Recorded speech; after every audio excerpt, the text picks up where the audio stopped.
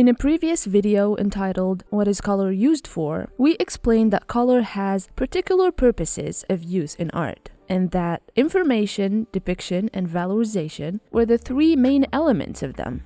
Now that you know why you should use colors, and may have spotted the reason you want to start using them, wouldn't it be nice to know how to?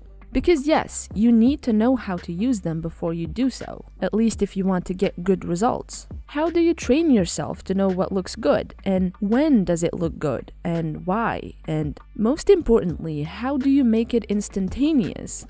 You can answer all of these questions at once by learning color theory. So, what is it?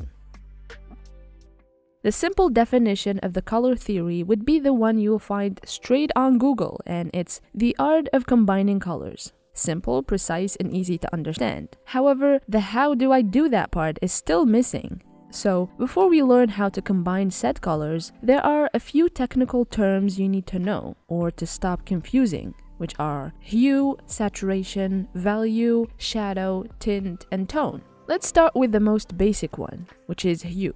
Hue is just another fancy name for the color itself. Orange is a hue, blue is a hue, and galactic ruby is also a hue. It's just the name of the color. Saturation refers to the amount of the color inside the color. Confused yet? If a color is rich, intense, and bright, then it's saturated. If it's washed out and turning gray, then it's unsaturated. Value, on the other hand, is the amount of black or white inside a color, or if you prefer, the degree of light or darkness in it. When we refer to value with added black, we call it shadow, and when it's an added white, we call it tint. Finally, a tone is a color produced by adding gray, which is a little mix of tint and shadow. Ready to start mixing colors?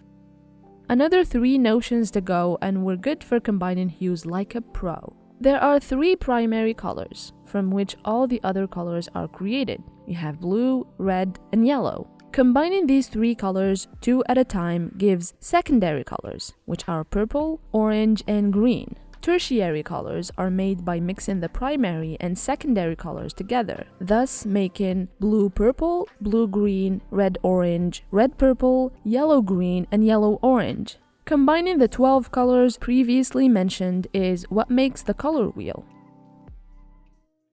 There's a famous saying that colors and taste cannot be discussed, since it's a matter of personal opinion. However, good taste can have rules, and the rules of color combination can follow one of these 4 basic schemes. Complementary color scheme. Complementary colors are the ones sitting across from each other on the color wheel, like red and green or purple and yellow. This scheme is therefore composed of just 2 colors and is perfect for contrast and visually very appealing, just like the red rose on a bed of green leaves from the previous video.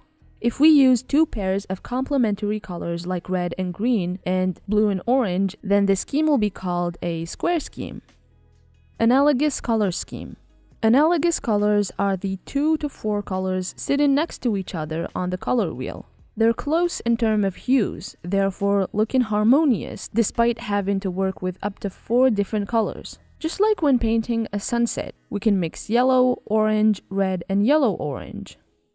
Monochromatic scheme.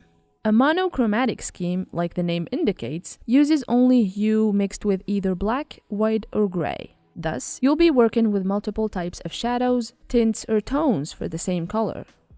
Achromatic scheme. The word achromatic is often confused with monochromatic. Achromatic actually is the use of black and white only and does not include any colors.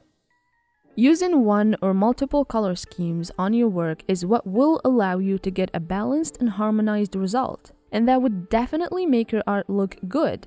Of course, each scheme can have unlimited ways of use, so feel free to experiment with types and amounts of colors until you get the desired result. Also, you'll probably meet other color schemes that are derived from these ones, but don't you even worry about that. By knowing these, you have all the knowledge you need. An itsy-bitsy little tip before we finish.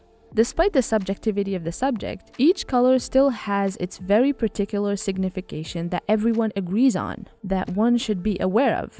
Red is for love and danger. Blue is inspiration, stability, and calm. So keep that in mind while working your magic.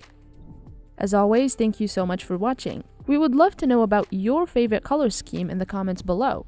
If you enjoyed this video, don't forget to like, subscribe, and click on the bell to get notifications on our latest videos. Thank you for watching as always, and see you next time.